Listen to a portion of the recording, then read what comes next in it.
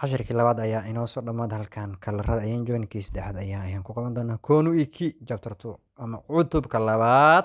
sidoo kale macalinkan xaaladaha iyo in la is wareysto ayuu gaari doonaa insha allah iyo gunleer maalin wanaagsan iyo qofka kolkuu ku raad iyo gunleer maya sorry iyo dheh wanaagsan waayo usgun murugsan hasta xanuunsan qof kolkaa leedahay wuu xanuunsan yahay oo kaleeto waxaa leedahay muhammad ama cabdullaahi ama leylo hasta ay leedahay kisgin caro yorgun daal mutlu faraxsan heyajanli xamaasadaysan saabirli sabar badan yaardimli caawiye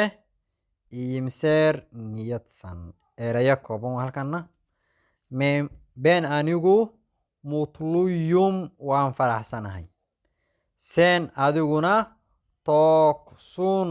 waa dharagsan tahay been anigu yoorgunum waan daalanahay bis annaga hastayis waan xanuunsannahay been anigu mutlu farxad deyl waa diidmo been anigu mutlu deylim imta waxa waayo verb to be wa gadaal galo marka been anigu mutlu deylim I am not happy amal ma faraxsani oo asaga saabirli waa qof seenirli dheh qof xanaaqsan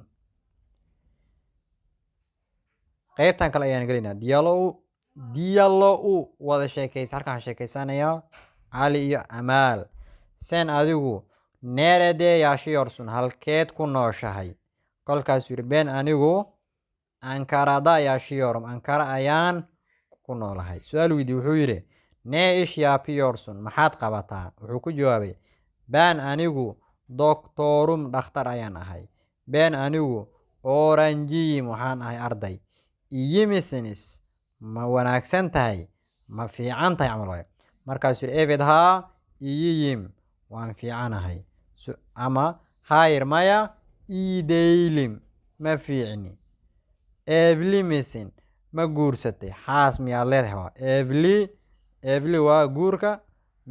mina waxa waaye su-aal sameeya sinisna waxa waayo gadaal gale miyaad xaasla miyaad camal markaasuu yidhi evid haa evliyim waxaan ahay xaasle ama sidoo kale haddaa ahayn waxaa dhigi karta hayr maya evli deylim xaasle miihi ama ma guursan buu kan waa kimin defteri buugan yaa leh buu benim defterim waa kani waa buugayga bis annaga buu dheh kan sizin kalaminismi kani qalinkiini miyaa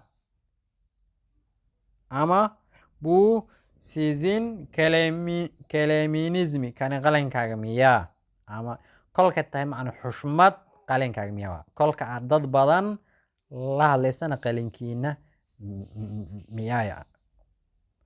hayr maya buu benim kalamin deylim kani qalinkayga maahan yiri diyaalow haddana macallin soomaalinin nufuusu neekadar soomaali nufuusu dadkeeda neekadara waa imis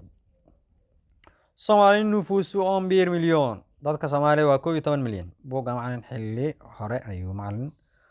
ku dabaqay muqdisho nasilbir shahiir muqdisho waa magaalo sidee muqdisho